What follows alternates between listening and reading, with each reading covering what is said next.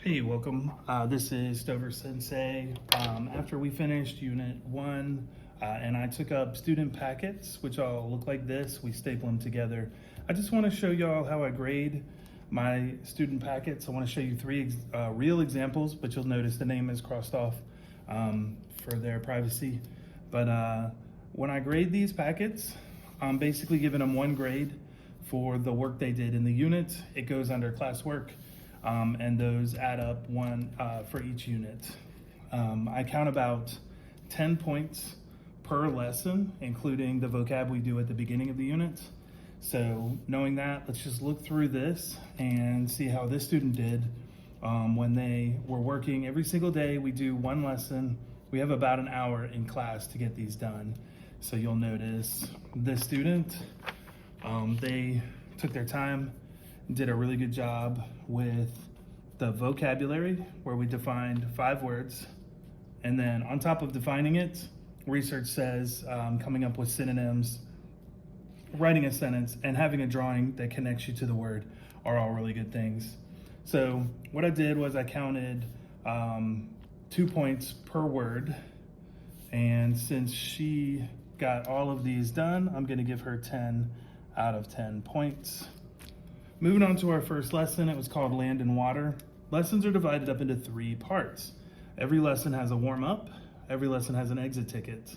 We start with the warm-up, we end with the exit ticket. During the lesson, we're going to be doing an activity. I try to do graphic organizers or thinking maps often, so you'll notice this is kind of a charted out activity that we did for Land and Water. The student did a really good job on this. Looking through, she did exactly what I asked. There's a little bit missing, but I can deal with that. It's hard to think of a pro of living in the desert anyway, so I'm going to give her 10 out of 10 on this assignment. Flipping the page, I noticed we have the warm-up filled in, the activity filled in. I like this. This isn't the way I had it organized on the Canvas slideshow, but she divided it up evenly. I like it, it's easy to read. And then she did her exit ticket, 10 out of 10 on day 2. Day 3, she did the warm up. That's a perfect answer to the question I asked. And then again, she did the same thing. She just divided it up evenly. This looks really good. And then the exit ticket was to research your own map projection, the good Homolocene map projection. This is a great one. It's easy to find on Google. So she did a really good job finding that, 10 out of 10. All right. The 4th lesson we did was called Eye of the Storm. We looked at how we map hurricanes. The students answered some questions. I wanted them using latitude and longitude, so that she did a really good job there, and on the exit ticket too. 10 out of 10. And on the last activity that we did for Unit 1, it was called Economics 101. I wanted the kids to draw a picture that showed supply and demand and that showed goods and services. And then in their warm-up and exit ticket, just talk about how they interact with the economy, how they spend money, what kind of job they want to get. This student did a really good job. I can tell she looked it up. She knew what she was saying. She actually labeled this really well. So I'm happy to give her 10 out of 10. So I use this as an example of what I'm looking for. This is perfect. I couldn't ask for a better notebook. And so when I come back to this, I'm gonna give her a 100. Let's look at another example. And I did mix up my examples a little bit. So here's another one that I was grading, and when I opened it up, okay, so I noticed right away that she didn't finish all of the words. She did finish the definitions, so that's a good thing. That's really all she needs for the quiz, but she didn't do much else. So I'm gonna give her 5 out of 10 for completing about half of each of these. Going over to that first lesson, Land and Water, you'll notice she doesn't have quite as much as the other one we looked at. She has coastline, but she's missing the other 3. She didn't finish the exit ticket. So on this one, since she left 2 of these unfinished, I'm actually not gonna give her credit. I know she started it and she did the warm up, but this really would have taken about 10 minutes of that 1 hour of class time we have. So I don't give credit if it's not complete. and in with the 3 boxes. So the second lesson, look at that. She did a really good job. She did the warm-up. She finished the chart that we made for the regions of North Carolina, and she finished the exit ticket. So I'm happy to give this student 10 out of 10. All right, she used the back of this page for the next lesson. This was map projections.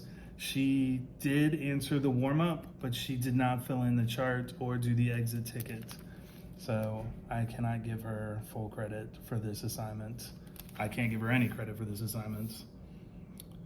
Coming back over to this lesson on the tracking hurricanes and latitude, longitude, she did answer the warm-up question, and she did answer the 10 questions we did in class and the 4 questions for the exit ticket. So it doesn't look like as much writing, but she did exactly what I asked her to do. So she gets full credit for that.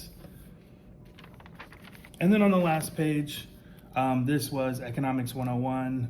She did the warm-up. I noticed that she tried to draw these pictures. I personally feel like the economics drawing request was a little confusing. So anybody who gave it an attempt, I'm gonna give them credit for it. But she didn't do the exit ticket. So because she finished these 2, I'm gonna give her 5 out of 10 points.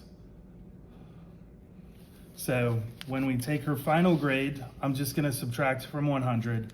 Minus 5 is a 95. Minus 10 is an 85. Nothing there. Minus 10 is a 75. And then minus 5, that brings us to a 70. All in all, this was about a C. She earned a C, she got a C. I try to be fair, I think that's pretty fair. She didn't have everything finished, but she didn't fail either. We're gonna look at one final one. So I noticed already that this one is just ripped up. It wasn't taken care of, even though these don't leave the classroom, they don't go in book bags. They shouldn't be messed up like that, so that's concerning. I'll work with this student about just making sure we keep it neat as we can. When I flip open, so we had an hour in class to do vocabulary. The student was here that day, but they did nothing. They didn't appear to put their pencil to paper. Now we're gonna go look at their assignments. So unfortunately, it looks like they didn't do the first lesson at all. They didn't even attempt the warm-up. When I flip the page, this person did the warm-up for the second lesson, but nothing else. And I do ask to get 5 points, I ask that 2 of the boxes be fully complete. So with 2 of them completely empty, even though he did the warm-up, that's the first 5 minutes of class. It really doesn't take much. I can't give him credit for this assignment. Looking back, let's just go ahead and see, did they do anything? Oh man, well this kid, they figured out the format, but they really just didn't do any work. They didn't even attempt to put pencil to paper. So where that leaves me with this, since they've earned 0 points on anything, technically I would take off 60 points, but I try to give everybody a floor grade of 50. There's some research that suggests, giving zeros can get a kid behind. So this kid is gonna earn a 50. All 3 of them, well, at least the 2 that were less than 100, I'm gonna give them one more chance to complete that work and turn this into me. They have 1 week to do that.